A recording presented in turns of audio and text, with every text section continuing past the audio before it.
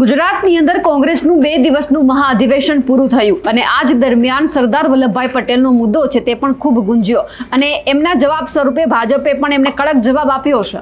નમસ્કાર, નિર્ભય ન્યૂઝ સાથે હું છું રિદ્ધિ।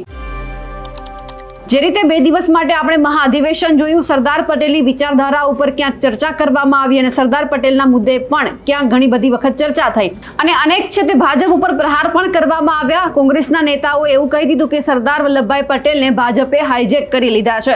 ત્યારે હવે આમને જવાબ આપ્યો છે ગુજરાતના ભાજપ પ્રદેશ પ્રમુખ જે સી આર પાટીલ છે તેમણે, જ્યારે તેઓ સુરતમાં હતા એક કાર્યક્રમમાં હાજર રહ્યા હતા અને એ જ દરમિયાન તેમણે કોંગ્રેસને અને ખાસ કરીને ગાંધી પરિવારને પણ આમનો જવાબ આપ્યો છે અને કહ્યું છે કે જે સરદાર પટેલની જે પ્રતિમાનું નિર્માણ કરવામાં આવ્યું છે ત્યાં હજુ સુધી કોઈ પણ એક પણ કોંગ્રેસનો જે નેતા છે ત્યાં નથી ગયો કે તેમને પુષ્પાંજલિ નથી આપી। એટલે સવાલ અત્યારે કોંગ્રેસના હરેક નેતાઓ ઉપર સી આર પાટીલે ઉઠાવ્યા છે।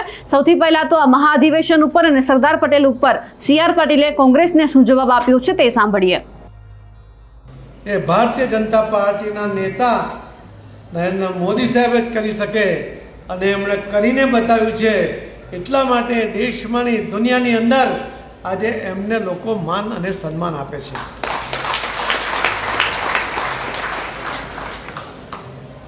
બહુ એમાં લાંબી વાત નથી કરતો, પણ હવે કોંગ્રેસનું એક અધિવેશન ગુજરાતમાં છે એટલે ખાલી અચરતો ઉલ્લેખ કરું। વર્ષો સુધી એમના મૃત્યુ પછી પણ સરદાર વલ્લભભાઈ પટેલને દિલ્હીમાં જગ્યા સ્મારક બનાવવા માટે નહીં આપ્યું। આખી જિંદગીમાં પહેલા પણ ત્યાર પછી પણ ક્યારે સરદાર વલ્લભભાઈ પટેલના એમના કોઈ કાર્યક્રમમાં ફોટો એમણે ના મૂક્યો। કોઈ નેતાની તાકાત નહોતી કે કોઈ એના ભાષણમાં સરદાર વલ્લભભાઈ પટેલનો કોઈ યોગદાન છે એનો શબ્દ ઉચ્ચારી શકે। આજે જ્યારે આપણો દેશ અખંડ છે એનો શ્રેય જો કોઈને જાય તો એકમાત્ર સરદાર વલ્લભભાઈ પટેલને જાય છે,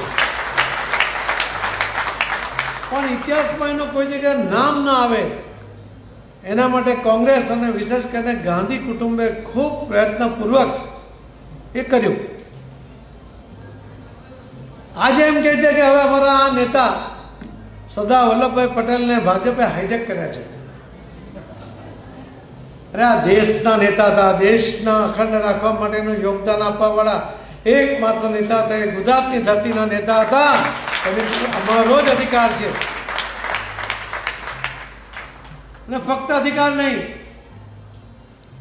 એમણે કરેલા કાર્ય જે ઇતિહાસમાં અમર થવા જોઈએ એટલા માટે એમણે વિશ્વની સૌથી મોટી પ્રતિમા ભારતીય જનતા પાર્ટીના તે વખતના મુખ્યમંત્રી આજના પ્રધાનમંત્રી એ નરેન્દ્ર મોદી સાહેબે બનાવી।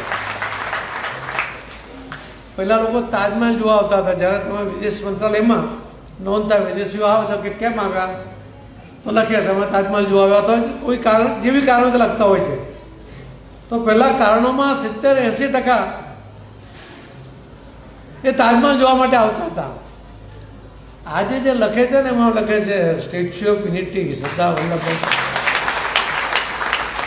95% લોકો સરદાર વલ્લભભાઈ પટેલનું સ્ટેચ્યુ જોવા માટે આવે છે અને આ વલ્લભભાઈ પટેલની વાત આજે જ્યારે કોંગ્રેસે એના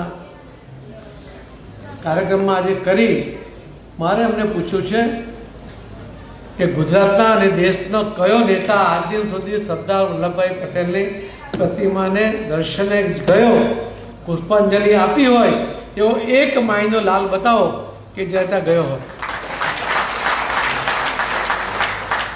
ગાંધી કુટુંબનો ડર એવો હતો કે કોઈ જવા ઈચ્છતું હોય તો પણ નહીં। અરે આટલી મોટી પ્રતિમા છે એ જોવાની ઈચ્છા રાખતી હોય તો પણ કોઈ કોંગ્રેસી હિંમત ના કરી શક્યો અને આજે અમને યાદ આવે છે। હવે જ્યારે એમને સમય પૂરો થઈ ગયો ત્યારે એમને હવે સરદાર વલ્લભભાઈ પટેલના શરણે આવવા માટેની ઈચ્છા થઈ। એટલા માટે ગુજરાતમાં એમણે કાર્યક્રમ કરીને એમ કહે છે કે હવે પાર્ટીને ફરી જીવંત કરવી છે, ફરી એને લાઈવ કરવી છે, ફરી એને દોડતી કરવી છે। એમના જે શબ્દો છે ને એને સમજો, દોડતી કોને કરવી પડે કે જે દોડતી નથી, લાઈવ કોને કરવી પડે કે જે લાઈવ નથી, જીવંત નથી। અને જે જીવંત ના હોય એને જીવંત કરવું એ તો ક્યારેય શક્ય જ નથી. કુદરતનો નિયમ છે, એક વ્યક્તિ એકલો વધી જાય. એટલે એમણે જ આ કહ્યું છે કે પાર્ટીને લાઈવ કરવી છે, પાર્ટીને દોડતી કરવી છે વગેરે. બધા શબ્દોનો અર્થ એ જ છે કે આ બધું નથી, જે કરવા માંગે છે આ બધું જ નથી, એ કરવા માંગે છે એવું એમના શબ્દોમાં થાય છે.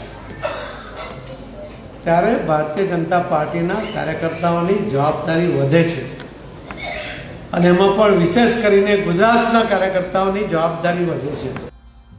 સી.આર. પાટીલના જવાબને આપ કઈ રીતે જોઈ રહ્યા છો કમેન્ટ કરીને ચોક્કસથી જણાવજો. સાથે જ અમારી નિર્ભય ન્યૂઝ ચેનલને લાઇક, શેર અને સબસ્ક્રાઇબ કરવાનું ભૂલશો નહીં. નમસ્કાર.